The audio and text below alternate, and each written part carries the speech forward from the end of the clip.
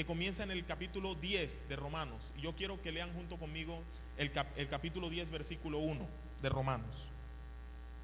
Hermanos, ciertamente el anhelo de mi corazón y mi oración a Dios por Israel es para salvación.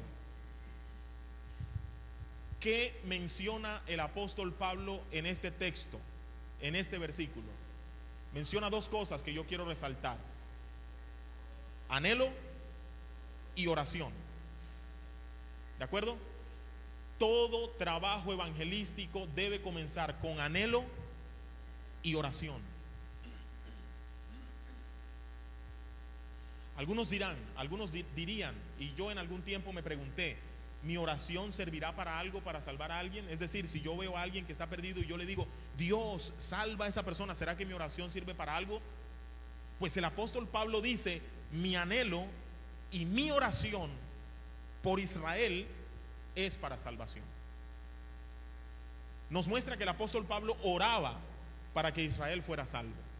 Sus compatriotas, sus coterráneos, sus vecinos, sus amigos, su nación, su pueblo fuera salvo. Entonces la iglesia no puede hacer tarea evangelizadora si no ora por los perdidos. O sí puede hacerlo, pero no debe hacerlo. Porque quien no ora, escúcheme bien, es porque no se acuerda, ¿verdad? Anda, se me olvidó orar por el hermano tal. Bueno, ay Señor, bendice al hermano tal, ¿verdad? A uno le ocurre así, pues uno no ora por lo que no se acuerda. O alguien aquí ha orado por lo que no se acordaba. No se acordó, pero oró por eso. ¿Alguien? No es posible orar por lo que uno no se acuerda. Es decir, no es posible orar por lo que uno no tiene presente. ¿Alguna vez a alguien aquí se le ha olvidado orar por su salud, por su bienestar, por sus hijos? No, ¿por qué? Porque los tiene presentes. Cuando uno va a orar, lo primero que uno presenta pues es su familia, ¿verdad que sí? Porque uno la tiene presente. Y cuando uno no ora por los perdidos es porque uno no los tiene presentes.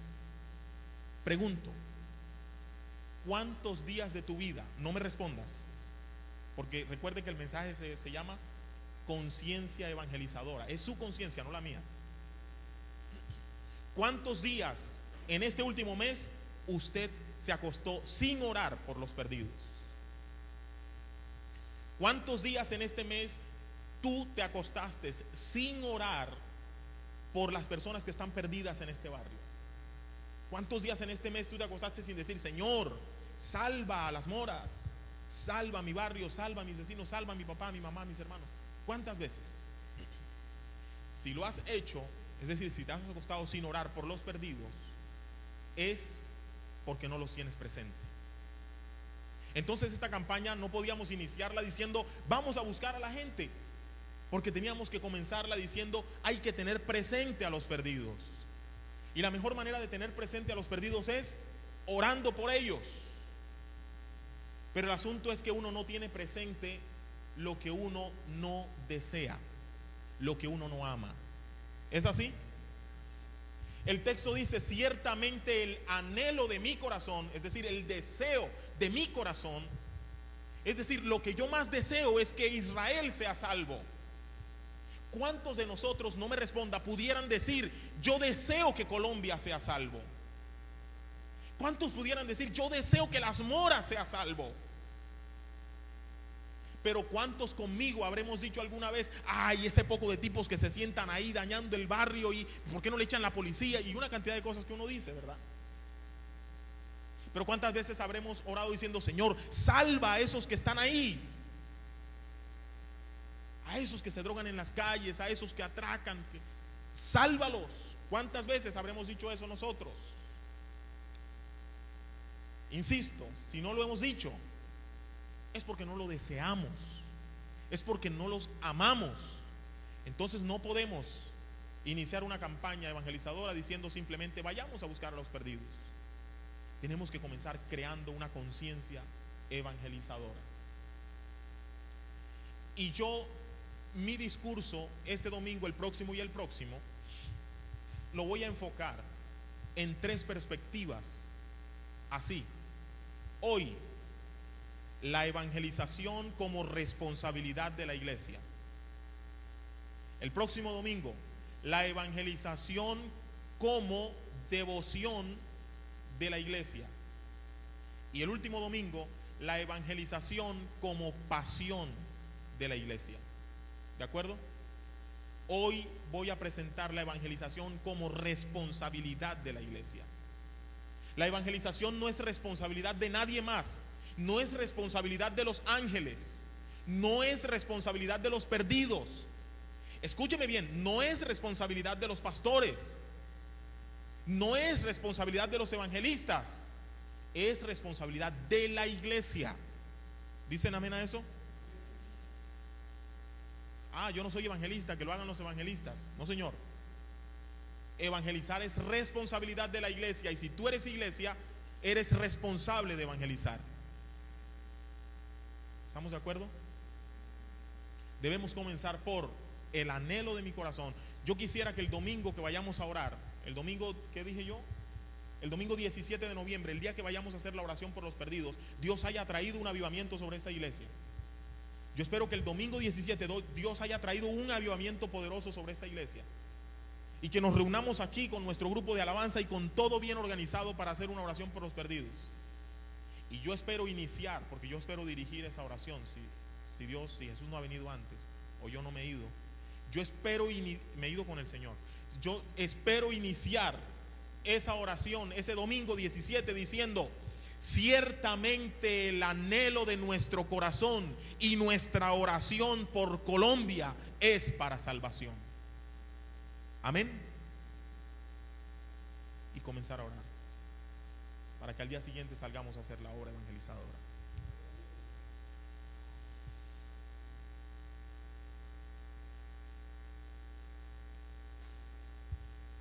Lea conmigo, por favor, Ezequiel capítulo 33, versículos del 1 al 9. Ezequiel capítulo 33, versículos del 1 al 9. Escuche esto. Vino a mí palabra de Jehová diciendo: hijo de hombre, habla a los hijos de tu pueblo y diles: cuando trajere yo espada sobre la tierra, y el pueblo de la tierra tomare un hombre de su territorio y lo pusiere por atalaya, y él viere venir la espada sobre la tierra, y tocare trompeta y avisare al pueblo, cualquiera que oyere el sonido de la trompeta y no se apercibiere, y viniendo la espada lo hiriere, su sangre será sobre su cabeza. El sonido de la trompeta oyó y no se apercibió, su sangre será sobre él. Mas el que se apercibiere librará su vida. Pero si el atalaya viere venir la espada y no tocare la trompeta, y el pueblo no se apercibiere, y viniendo la espada hiriere de él a alguno, este fue tomado por causa de su pecado, pero demandaré su sangre a mano del atalaya. A ti pues, hijo de hombre, te he puesto por atalaya a la casa de Israel. Y oirás palabra de mi boca y los amonestarás de mi parte. Cuando yo dijere al impío, de cierto morirás, si tú no hablares para que se guarde el impío de su camino, el impío morirá por su pecado, pero su sangre yo, dice el Señor, la demandaré de tu mano. Amén. Amén. Una atalaya, escúchenme, una atalaya. ¿Cuántos han escuchado la palabra atalaya? ¿A cuántos les han vendido una atalaya? ¿A cuántos les han regalado una atalaya? ¿Cuántos han cogido una atalaya para limpiar el vidrio del comedor? ¿Ah? ¿Cuántos han cogido una atalaya para envolverla y pegarle al perro? ¿Cuántos? ¿Cuántos conocen una atalaya? Una atalaya es una torre alta desde donde se puede divisar grandes espacios. Es una torre. Y esa torre es muy alta, y desde allá se monta un vigilante, y el vigilante puede ver alrededor, muy a lo lejos, de tal modo que cuando venga algún peligro, el atalaya puede verlo primero que los que están allá siendo vigilados por él. La palabra atalaya, en su etimología, en su origen, en su nacimiento, significaba vanguardia, es decir, alguien que va, alguien que se adelanta, alguien que se adelanta a los demás. Y era aplicado, o se le asignaba o se le denominaba así a un grupo de soldados. Es una palabra más que todo en el contexto militar. Un grupo de soldados especializados, un cuerpo élite especializado. Ellos iban y se metían al campo del enemigo, entraban al campo del enemigo, y estando en el campo del enemigo podían ver cómo el enemigo se estaba organizando y cómo el enemigo estaba planeando atacarles. Entonces ellos venían y le contaban, o enviaban un mensajero y le contaban a su pueblo cómo, para que ellos estuvieran preparados y no los cogieran por sorpresa. Eso es más o menos lo que modernamente llamaríamos inteligencia militar, ¿verdad? Inteligencia militar, es decir, infiltrar personas para que se den cuenta, para que conozcan y luego adviertan. Pero ¿qué ocurre si el que está haciendo inteligencia, si el que está puesto por atalaya, el que está puesto para darse cuenta primero, no avisa del peligro? El Señor dice: yo te he puesto a ti, hijo de hombre, al profeta, yo te he puesto a ti por atalaya de mi pueblo. Y tú le dirás a mi pueblo, cuando vieres al impío, cuando vieres a alguien haciendo algo malo, tú le dirás: estás haciendo algo malo. Escuchen. Y si el que está haciendo lo malo deja de hacerlo porque dice: ay, verdad, estoy haciendo algo malo, el Señor dice: el impío se salvará. Se salvará. Y tú hiciste bien tu trabajo. Pero tu trabajo no era que él se salvara, que él se arrepintiera. Tu trabajo era anunciarle, decirle. ¿De acuerdo? Si él se arrepentía o no era decisión de él. El texto dice: y si él no se arrepiente, él morirá por su pecado. ¿Verdad? Eso quiere decir que Dios nunca nos deja sin la oportunidad de saber que estamos haciendo lo malo.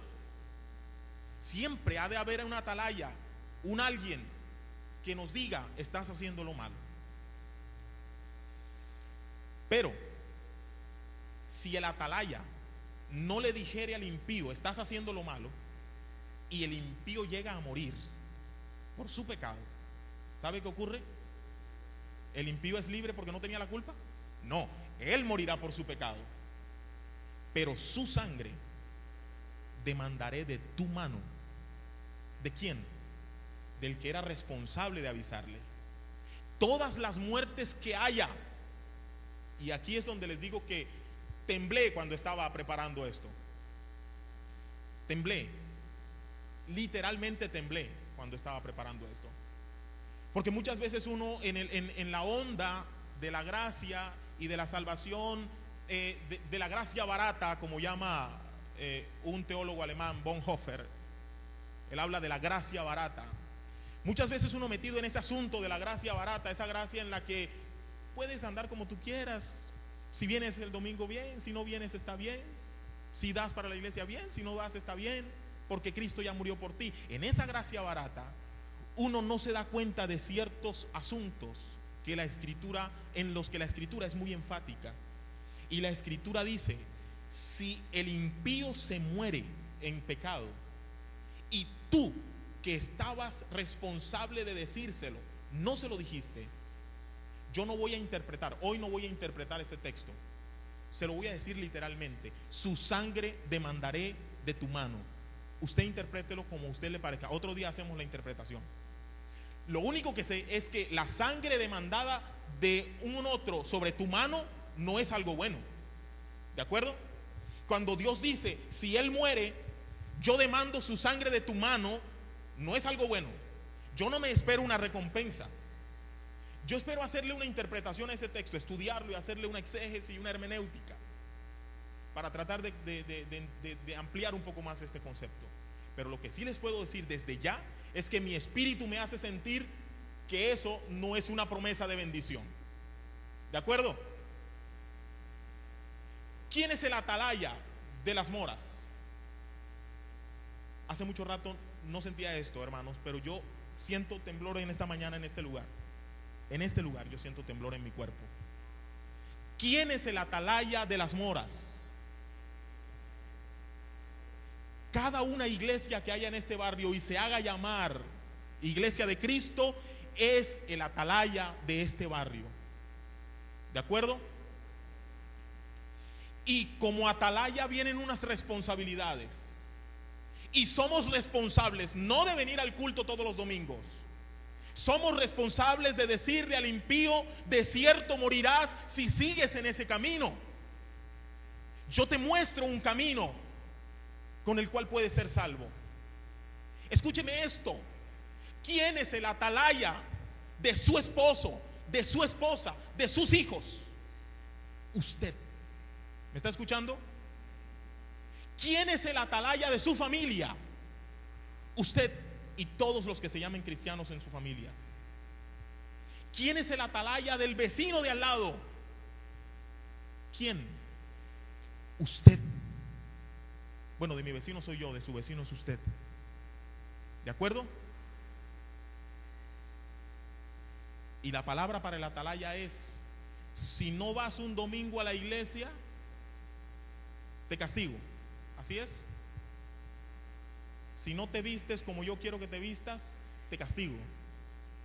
La palabra es: si vieres a tu vecino cometer actos y no le anunciares y no le explicares que va camino a perdición, él morirá por su pecado. Él nos va a decir: es que el pastor nunca me dijo. No, él morirá por su pecado, pero su sangre demandaré de tu mano. ¿De acuerdo? ¿De acuerdo? Y yo tiemblo esta mañana. Tiemblo porque hasta hoy yo he estado muy cómodo predicando los domingos en este lugar. Hasta hoy yo he estado muy cómodo pensando en que necesitamos poner otro aire acondicionado aquí. Hasta hoy yo he estado cómodo pensando en que ojalá podamos enrejar nuestra pared allá, nuestro templo. He estado cómodo pensando en eso. Pero hoy Dios me hace pensar que yo soy el atalaya. Somos el atalaya de este barrio. Dios nos puso aquí para que le anunciáramos a este barrio que se está perdiendo sin Cristo. ¿Pueden decir amén a eso? Y si por ahí de paso le podemos poner el otro aire, gloria a Dios. Pero no podemos cambiar nuestras prioridades. ¿De acuerdo, hermanos? ¿De acuerdo? Escúcheme. Alguien podría decirme esta mañana, como yo lo habría dicho: pero ese texto es como un texto del Antiguo Testamento, ¿verdad? No estaban en la gracia, ahora estamos en la gracia. Cada quien será responsable de su pecado. Claro que sí, nunca ha cambiado eso. Cada quien es responsable de su pecado. Acompáñenme a 1 Corintios capítulo 9 versículos 16 y 17.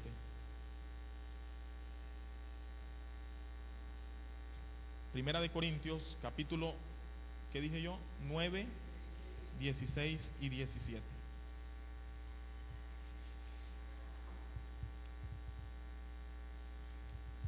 ¿Alguien lo puede leer?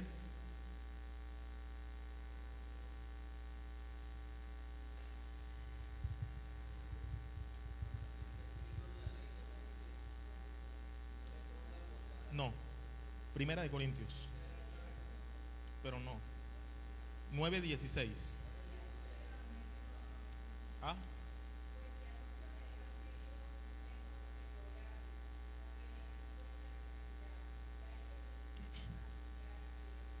Dejémoslo ahí. Yo les dije el domingo pasado que en la Biblia hay un sermón de bienaventuranzas y hay un sermón de ayes, ¿verdad? En Lucas está pegado bienaventuranzas y ayes. Dios no solamente promete bienaventuranzas, Dios también promete ayes. ¿De acuerdo? Y es el Dios de la gracia. Es el Dios que envió a Jesucristo a morir en la cruz. Es el Dios que entregó a su Hijo para que todo aquel que en él cree no se pierda, sino que tenga la vida eterna. Ese mismo Dios dice: bienaventurado este y este y este y este. Pero también dice: ay de aquellos que hacen esto y esto y esto y esto. Y vuelvo a decirles, no les voy a hacer interpretación. Hágale la interpretación hoy que usted quiera. cuando a usted le dicen: ¡ay! Como tú me hagas eso. A mí mi papá me decía, mi mamá: Eusebio, haz tal cosa, y ¡ay! Como tú no me lo hagas. Yo desde ese día entendí lo que significa ¡ay! ¿De acuerdo? ¡Ay! Este texto, el apóstol Pablo, en una conciencia evangelizadora, en una conciencia de quién es, en una identidad evangelizadora, dice: si yo anuncio el evangelio, yo no tengo por qué gloriarme. Es decir, el día que nosotros prediquemos a Jesucristo, no tenemos que venir aquí a decir: miren que somos una cipote iglesia bien bendecida y somos los mejores. No tenemos por qué gloriarnos. No tenemos por qué sacar pecho ni decir que somos los que más evangelizamos. Nada. El que anda por ahí diciendo que es el que más evangeliza, nada, eso no hay que hacer eso. El que tiene conciencia evangelizadora no se jacta de evangelizar, evangeliza. Amén. El que anda por ahí diciendo y jactándose y regañando a los demás porque no lo hacen, eso es, hay que hacerle una reinterpretación a eso. El apóstol Pablo dice: si yo anuncio el evangelio, no tengo por qué gloriarme de eso. ¿De acuerdo? ¿Qué más dice? Porque me es impuesta necesidad. Me es impuesta necesidad. Es una expresión rara, ¿verdad? Es una necesidad, pero me es impuesta. Yo lo necesito, pero alguien me lo impuso Dios. Y después ¿qué dice? Y ay de mí si no anunciar el evangelio. Yo pregunto esta mañana: ¿usted cree que cuando Pablo dijo ay de mí si no anuncio el evangelio, se estaba refiriendo a algo bueno? Yo no sé si es condenación. Les repito, yo no le he hecho exégesis, no le he hecho ningún tipo de estudio a ese texto. Pero lo que sí sé es que trae dolor no evangelizar. Sobre la vida propia. Sobre la vida propia. ¿De acuerdo? Trae dolor. Ay de mí si yo no evangelizo. La palabra responsabilidad, porque esta mañana quiero enfocar la evangelización como responsabilidad de la iglesia. La palabra responsabilidad significa compromiso u obligación, según la Real Academia de la Lengua Española. ¿Alguna vez usted ha pensado que evangelizar es su compromiso y su obligación? ¿Alguna vez usted ha pensado así? Tal vez no. Tal vez hemos pensado que es nuestra tarea cuando querramos, porque como estamos en la gracia, entonces cuando querramos evangelizamos. Pero la evangelización es su compromiso y es su obligación. Es mi obligación. ¿De acuerdo? Y en una sociedad como la nuestra, hablar de obligaciones causa ampollas, ¿verdad? En una sociedad como la nuestra, la gente no quiere obligación. En su etimología, la palabra responsabilidad es una forma de ser considerado sujeto de una deuda. La etimología de la palabra responsabilidad es: tengo una deuda y tengo que pagarla. ¿De acuerdo? Evangelizar es una deuda. Decirles a otros que Cristo murió en la cruz por ellos es una deuda. No es un regalo que yo estoy haciendo. No es que yo soy tan bueno que yo evangelizo. No, usted debe hacerlo. Es su deuda, tiene que pagarla. Porque Cristo dijo, y la Escritura dice: si usted recibió de gracia, hombre, no sea tan egoísta, dé de gracia. ¿De acuerdo? Y el contexto de ese texto en el que Pablo está hablando, está diciendo es: yo tengo derecho, porque Dios dijo que los que predican el evangelio vivan del evangelio. Yo tengo derecho a vivir del evangelio, pero yo no he hecho uso de ese derecho que tengo para no ponerle tropiezo a ninguno de ustedes. Así que cuando yo predico el evangelio no tengo de qué gloriarme, pero ay de mí si no lo hago. ¿Es claro, hermanos? La iglesia está en deuda. La iglesia está en deuda con Dios. Le debemos a Dios. ¿Qué le debemos? Le debemos amor, le debemos fidelidad, le debemos compromiso. Y si la cabeza, que es Jesús, vino y murió en la cruz por los perdidos, ¿cómo es posible que el cuerpo no actúe en consecuencia de lo que la cabeza hizo? ¿Acaso Cristo Jesús vino para que tuviéramos templos lujosos y hermosos? ¿Acaso Jesús vino para que habláramos de prosperidad y de abundancia y de riqueza y de lujo y de júbilo? ¿Acaso estamos de fiesta? Estamos de luto. ¿Me está escuchando? La iglesia no está de fiesta en la tierra. La iglesia no está de tour en la tierra. Jesucristo no vino a morir en la cruz para luego dejarnos un tour por la tierra, para que conozcas países y la tierra santa. Y si tienes que ir a tierra santa para que mires y disfrutes, estás aquí con una deuda. La iglesia está aquí con una deuda. ¿Me escucha? Y hay del que no la paga, del que no la cumple.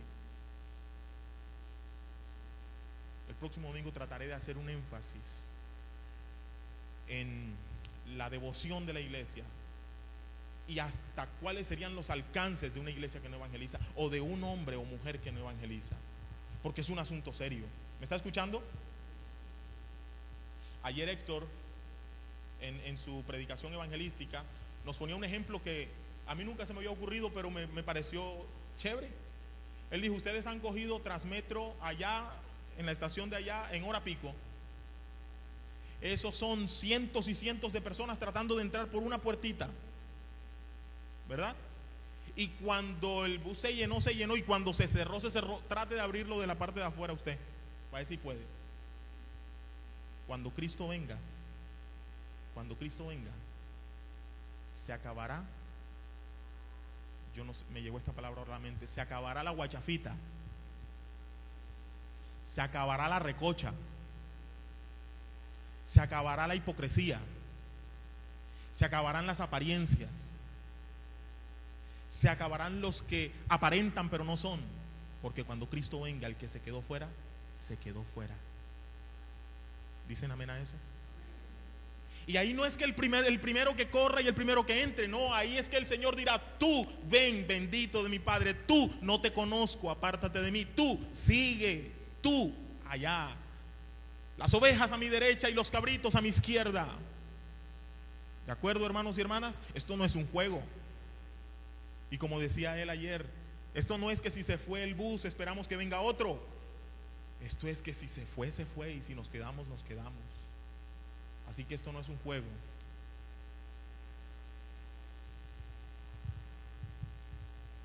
La responsabilidad es una de las grandes carencias en nuestros días y tiene todo que ver con la condición de libres. Escuche esto: nadie es responsable hasta que es libre. El que es esclavo no es libre, no es responsable. Es decir, no puede responder. La palabra responsabilizarse es responder por los actos. Si yo soy esclavo y me dicen mueva esa silla, y pues yo la muevo, yo no soy responsable el que me mandó. Pero el día que me digan tú eres libre, haz lo que quieras, si yo muevo esa silla, yo soy responsable, yo lo decidí. ¿De acuerdo? Cristo ha venido para que tengas libertad, y esa libertad te pone en condición de responsabilidad. Lo que hagas en esa condición de libertad debes responder por tus actos. ¿De acuerdo? Lo que tú hagas, si tú dices que eres libre, tendrás que presentarte delante del trono de la gracia un día, delante del trono, del gran trono de Dios. Tendrás que presentarte un día y responder porque eras libre. ¿De acuerdo? ¿Cuántos dicen amén a eso? El día que Cristo lo hizo libre, ese día comenzó su responsabilidad. Los actos que usted hizo antes de ser libre, de nacer de nuevo, Cristo los perdona. Los actos a partir del momento de su libertad, usted responde. No es que no los perdone, usted responde. ¿Cuántos dicen amén a eso? Usted debe responder por cada un acto que usted haga. Entonces usted deberá responder el día que se presente delante del Señor. Yo no sé si el día o antes, pero usted deberá responder. ¿Cuántos años tienes en el Evangelio? Yo tengo 56 años en el Evangelio. ¿Sí? ¿A cuántos evangelizaste?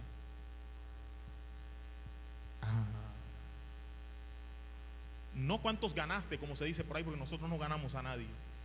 La responsabilidad de nosotros no es ganar, es anunciar. Entonces sí te puedo preguntar, ¿a cuántos anunciaste el evangelio durante tus 56 años de evangélico? ¿Cuántas veces temblaste y cuántas veces caíste y cuántas veces te ungieron y cuántas veces? No, eso no importa. ¿Cuántas veces callaste el mensaje que tenías que compartir con otros? ¿Cuántas veces? Y aquel día, y permítanme hacer un poco de película aquí, aquel día es posible que usted se presente y entonces ¿tú te acuerdas aquel señor que se sentó al lado tuyo en el bus? Míralo y te muestren la escena. Ah, sí, señor, yo me acuerdo, hablamos de fútbol y hablamos de política yo me acuerdo de ese señor. Ese señor, cuando se bajó de ese bus, murió de un infarto y no conocía a Jesús. ¿De acuerdo? Responder por tus actos. No evangelizar lo podemos hacer, pero algún día responderemos por ello. ¿Es claro, hermanos? Los jóvenes reclaman su derecho de ser libres. Los muchachos en la casa dicen: yo soy libre, ya yo soy mayor de edad, ya yo tengo 18, ya soy libre. Pero no quieren responsabilidad. Usted es libre, manténgase, ¿verdad? Es lo que le dice el papá. Usted es libre, manténgase. El día que usted se mantenga, ese día es libre, porque ese día es responsable de sus actos. Mientras usted no se mantenga, usted no es libre. Así que déjese de cuento, está bajo autoridad en esta casa, dicen los papás y dicen las mamás. Aspiro yo poder decir un día así, porque se escucha bien chévere, poder decirle a Gabriel y a Vanessa: el día, estoy preparando el discurso. Entonces la gente quiere libertad en Cristo, pero no quiere responsabilidad en Cristo. Amén. Vamos a cantar: libertad, libertad, oh qué buena es aquella que da el Salvador, libertad. Y todos cantamos: y libres, libre, tú me hiciste libre, tú me hiciste libertad. ¿Cómo es que se llama ese, Rafa? Y que todas las que se acuerde de libertad. Y qué chévere. Pero esa libertad implica responsabilidad. ¿De acuerdo? Responde por lo que haces y por lo que no haces también. Nada más chocante en nuestros días. Ya dije que la expresión tú tienes que, es decir, ven acá, tú tienes que. Cuando hablamos de obligación, cuando vamos a un trabajo, el jefe, ¿qué le dice a uno? Bueno, usted tiene que hacer esto y esto y esto y esto. Ay, yo quiero ser mi propio jefe, porque eso que a mí me estén diciendo tú tienes que, eso no aguanta, eso, ¿verdad? Nada más chocante que uno le digan tú tienes que hacer esto. Usted ha escuchado personas que dicen tú tienes que, y el otro responde tengo que morirme. Usted ha escuchado personas que dicen así y se sienten, y uno hasta los ve chévere, ¿verdad? Pues man, es firme. Tengo es que morirme. Porque a uno no le gusta que le digan usted tiene. Yo le digo esta mañana, Iglesia del Pacto, usted tiene que evangelizar. ¿De acuerdo? Es su responsabilidad, es mi responsabilidad. ¿A quiénes tienes que evangelizar? Señor, dame por herencia a las naciones, llévame a África, Asia, Europa, Oceanía a predicar. No, tienes que ir allá. Porque si no voy a África, que se están perdiendo allá, y en tu casa no se están perdiendo. Tu papá, por buena gente que sea, si no conoce a Jesús, no se está perdiendo. Entonces, ¿para qué pides ir a África si puedes evangelizar a tu papá? Tu familia, tus amigos, tus vecinos y tus conocidos son tu responsabilidad. ¿De acuerdo? No importa que haya más evangélicos en la cuadra. Yo no quiero compartir la responsabilidad, porque qué tal que no lo haga ni él ni yo, y entonces el día que nos presente, no, es mi responsabilidad, yo lo predico. ¿De acuerdo? No somos responsables de los actos de la gente. No somos responsables de sus actos. Cada quien va a hacer lo que decida hacer. No somos responsables de sus decisiones. Cada quien decide lo que quiere decidir. No somos responsables de su salvación. Jesús es el que salva. Entonces, ¿de qué sí somos responsables? Número 1, de anunciarles el evangelio. Y número 2, del contenido que tiene ese mensaje. Y de eso vamos a hablar próximamente. Porque no se trata solo de evangelizar, sino de evangelizar bien. Porque es peor evangelizar mal que no evangelizar. Es peor prometerle a la gente, supuestamente en evangelismo, algunas cosas que Dios no promete. Es más malo, es más peor decirle a la gente cosas que la Biblia no dice y crearle expectativas equivocadas. Eso es más peor. ¿Así se dice?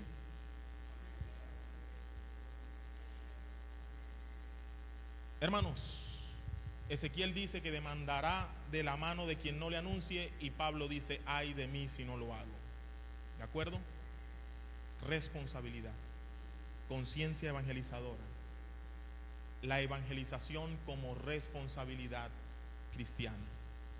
Tú tienes que evangelizar. El próximo domingo les voy a hablar de la evangelización como devoción. Entonces ya no tanto como un tú tienes, sino como un tú quieres. ¿De acuerdo? Pero Pablo, bueno, ya terminé, pero permíteme para no dejar la idea en el aire.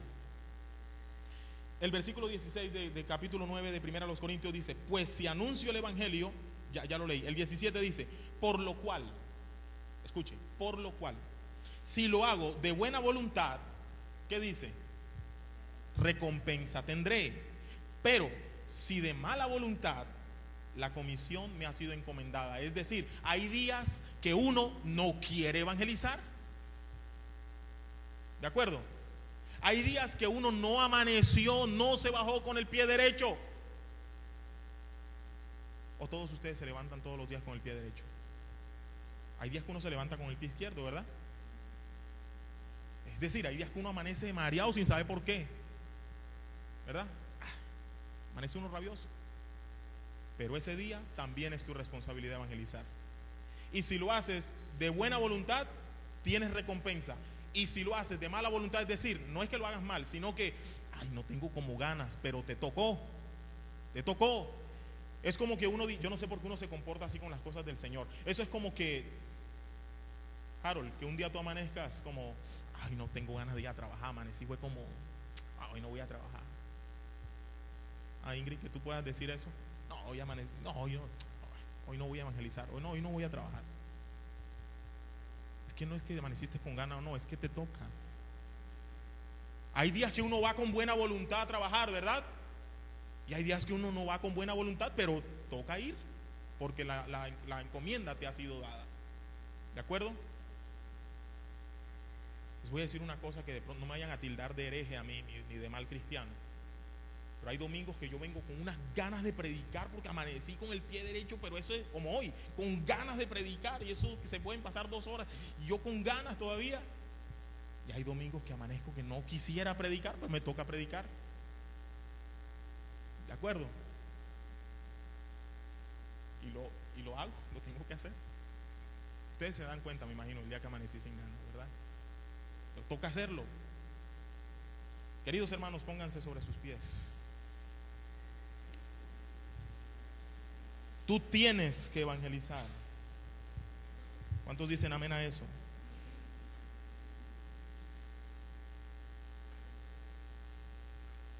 Diga: y ay de mí si no lo hago. Ay de mí si no lo hago. Vamos a orar.